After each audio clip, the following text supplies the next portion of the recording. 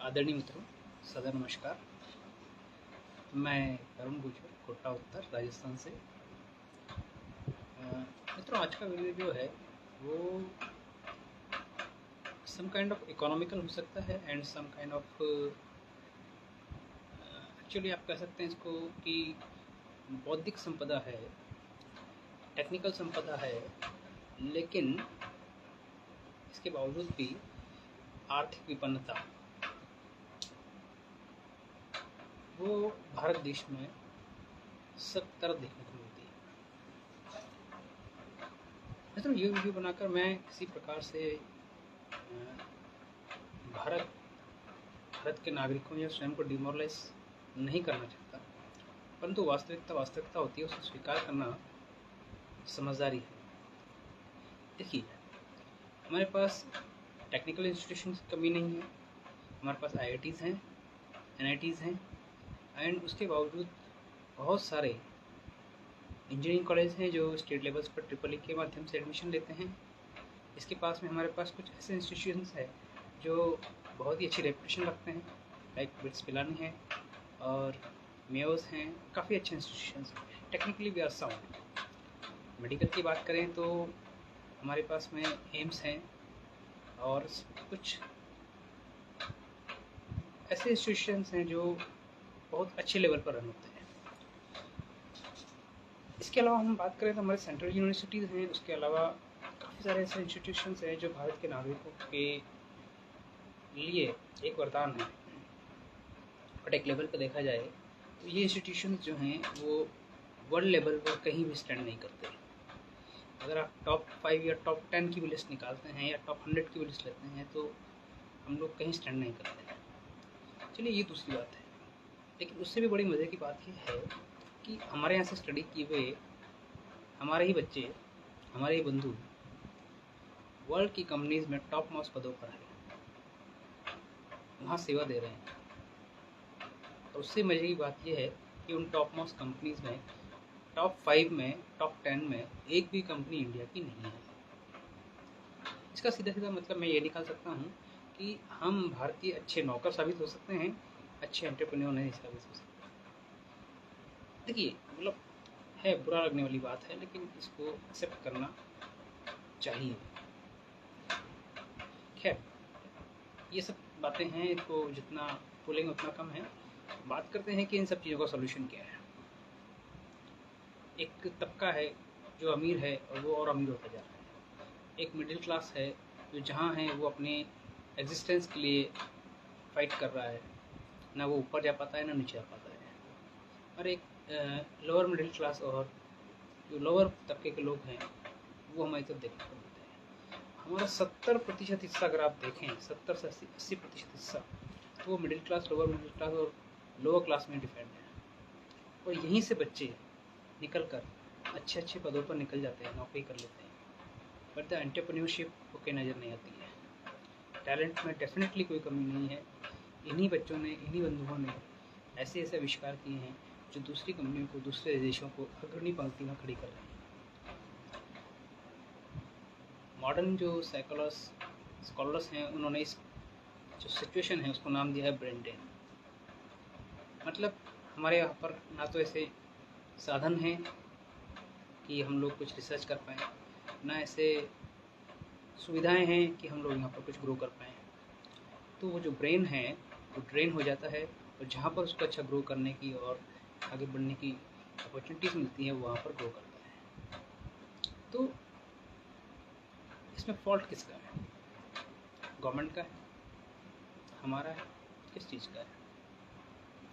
देखिए, private sector की बात मैं नहीं मान सकता, क्योंकि प्राइवेट सेक्टर में जितनी बड़ी बड़ी कंपनियां हैं, हमारे यहाँ पर सुई से लेकर हवाई जहाज बनाने वाली कंपनियां हैं, अच्छे से डील करती हैं। बहुत अच्छी अच्छी कंपनियां हैं जो वर्ल्ड के टॉप 100 में, फॉर्च्यून 500 में आती हैं। लेकिन वो लोग भी चाहकर भारत के ब्रेन ड्रेन को नहीं रोक पाते हैं। तो दिक्कत कहाँ है?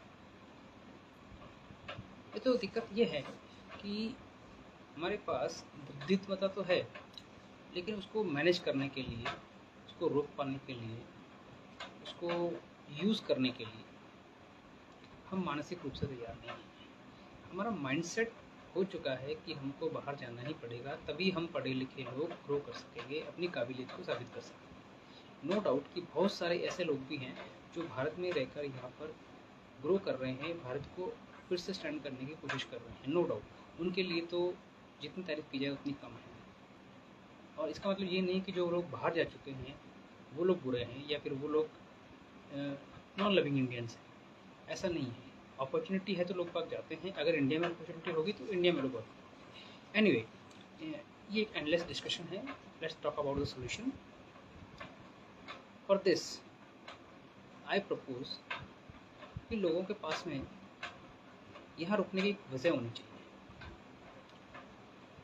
यहाँ पर वो ग्रो कर सकें, यहाँ पर वो अपने जो भी इन्वेंशंस हैं, जो भी उनके अंदर क्रिएटिविटी है, उसको दिखाने के लिए, उसको मूर्त रूप देने के लिए वे लोग एक प्लेटफॉर्म पा सकें। नो डाउट सरकार की तरफ से काफ़ी सारी योजनाएं हैं जिनमें पार्टिसिपेट करके लोग अपने कौशल को दिखा सकते हैं, एंटरप्रेन्योरशिप की तरफ आकर्षित हो सकते हैं। The basic thing is this. मैंने इस वीडियो का कैप्शन जो डाला है उसमें लिखा है कि भारत में आर्थिक विपन्नता है। कितनी भी कोशिश कर लें, लेकिन अगर एक लेवल ऑफ क्लास वो हमेशा कहीं ना कहीं डिफ़ॉल्ट रहेगा, कहीं ना कहीं हमेशा डिफिट खाता रहेगा। फॉर दैट आई प्रपोज कि जीएसटी को रद्द करके रिक्त भूमि कर को लाया जाए। देखिए, रिक्त भूमि कर के आ जाने से जो भी रिक्त भूमि है जो यूज़ की नहीं है उसको सालाना 1% के कर के दायरे में लाया जाएगा। इसका मतलब ये कदापि नहीं है कि हम भूमि पर कर लगा रहे हैं। सिर्फ वही भूमि जो यूज़ की नहीं है, जो बेकार पड़ी हुई है, उस पर उसके क्रेता को या मालिक को 1% सालाना की दर से टैक्स देना पड़ेगा। देखिए, इससे होगा क्या? इससे होगा ये कि जो अतिरिक्त भूमि है, या तो व्यक्ति उसके ऊपर टैक्स दे, या फिर जो उसके काम की नहीं है उसको वो अपने पास रखेगा नहीं और उसको सेल करने के लिए या बेचने के लिए इंटरेस्टेड हो जाएगा। तो उसको खरीदने के लिए भी व्यक्ति इंटरेस्टेड होगा जिसको उसकी ज़रूरत होगी। वो दूसरा व्यक्ति जो उसको खरीदेगा वो उसको लेकर ऐसे ही नहीं डालने वाला, वो उसको कुछ ना कुछ यूज़ करेगा। इससे फ़ायदा ये होगा कि जो लोग इंडस्ट्रीज़ के लिए ज़मीन तलाश रहे हैं उनको सही दाम पर ज़मीन मिल पाएगी। वो लोग उसके लिए जो इंडस्ट्रीज़ लगाना चाहते हैं उनको ज़मीन आसानी से मिल पाएगी। दूसरा, इससे जो लैंड एक्वायर की हुई है, नो डाउट उन्होंने इसके लिए पे किया है, पर जिन लोगों ने लैंड एक्वायर की हुई है और वो किसी भी काम की नहीं है, वो लैंड यूज़फुल हो जाएगी। उस पर उद्योग लगेंगे, उस पर एंटरप्रेन्योरशिप की नींव डलेगी, और जब एंटरप्रेन्योरशिप की नींव डलेगी या उद्योग डलेंगे तो वहाँ पर रोज़गार का सृजन होगा, और जब रोज़गार का सृजन होगा तो मैंने जो कहा था ब्रेन ड्रेन, उन लोगों को यहीं पर रहकर काम करने की अपॉर्चुनिटी मिलेगी। ऐसा नहीं है कि अभी इतनी अपॉर्चुनिटी नहीं है, अभी अपॉर्चुनिटी दिखती है, लेकिन जब आपके पास उद्योग धंधे ज़्यादा होंगे तो आपका टेक्निकल पर्सन्स की आवश्यकता ज़्यादा पड़ेगी। और जो लोग बाहर जाकर अपनी प्रतिभा को बाहर दिखा रहे हैं वो भारत में ही रहकर भारत के लिए अपनी प्रतिभा का उपयोग करेंगे, और इससे न सिर्फ उनकी उन्नति होगी, भारत की उन्नति स्वतः ही हो जाएगी। ये जो कानून है इसको संसद में पास कराने की कोई आवश्यकता नहीं है। इसको मंत्री, सीएम और पीएम सीधे गजट में छापकर इसको लागू कर सकते हैं। इसके बेनिफिट्स बहुत सारे हैं और इससे आने वाली पीढ़ी को तो फ़ायदा होगा ही होगा। भारत की जो आर्थिक विपन्नता है उसको बहुत बड़े लेवल पर कम करने में भी सहयोग मिलेगा। आप सभी जो इस कानून से सहमत हैं वो इस कानून को गजट में छपवाने के लिए सीएम और पीएम से इसकी मांग कर सकते हैं। और यदि आप हमारे द्वारा इस कानून को विधानसभा या संसद में प्रस्तुत करवाना चाहते हैं तो हमारा सहयोग करें और इस जानकारी को अधिक से अधिक लोगों तक पहुंचाने का प्रयास करें। धन्यवाद। जय हिंद।